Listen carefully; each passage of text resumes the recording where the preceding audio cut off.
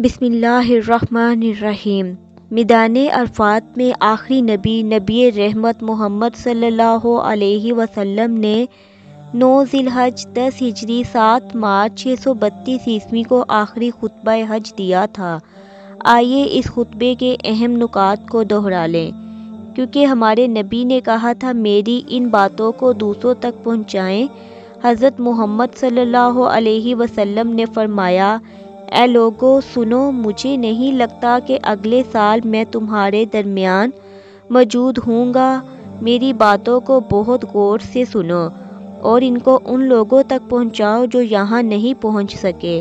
اے لوگو، جس طرح یہ آج کا دن، یہ مہینہ اور یہ جگہ عزت و حرمت والے ہیں، بالکل اسی طرح دوسرے مسلمانوں کی زندگی، عزت اور مال حرمت والے ہیں۔ تم اس کو چھیڑ نہیں سکتے۔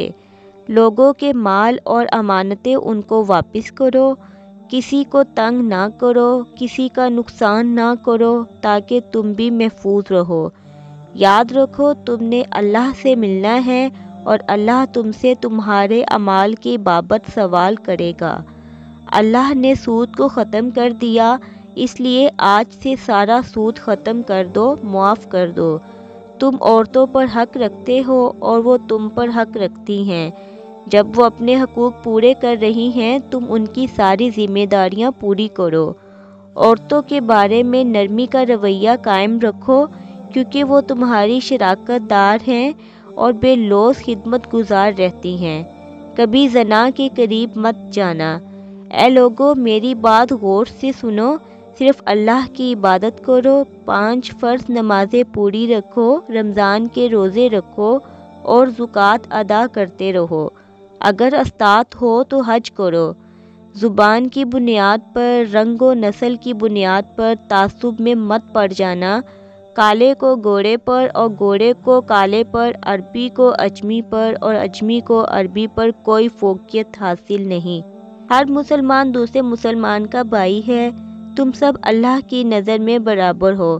برتری صرف تقویٰ کی وجہ سے ہے۔ یاد رکھو تم ایک دن اللہ کے سامنے اپنے اعمال کی جواب دہی کے لیے حاضر ہونا ہے۔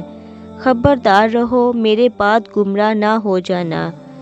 یاد رکھنا میرے بعد کوئی نبی نہیں آنے والا، نہ کوئی نیا دین لایا جائے گا۔ میری باتیں اچھی طرح سے سمجھ لو۔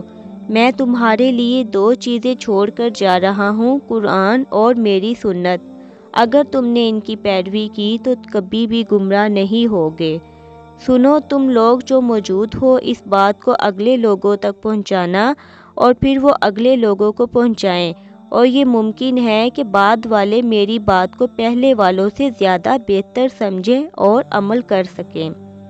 پھر آپ نے آسمان کی طرف چہرہ اٹھایا اور کہا، اے اللہ، گواہ رہنا میں نے تیرا پیغام تیرے لوگوں تک پہنچا دیا۔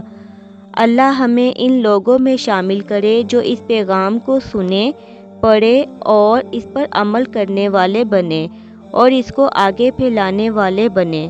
اللہ ہم سب کو اس دنیا میں نبی رحمت کی محبت اور سنت عطا کرے اور آخرت میں جنت الفردوس میں اپنے نبی کے ساتھ اکٹھا کرے۔ آمین ثم آمین۔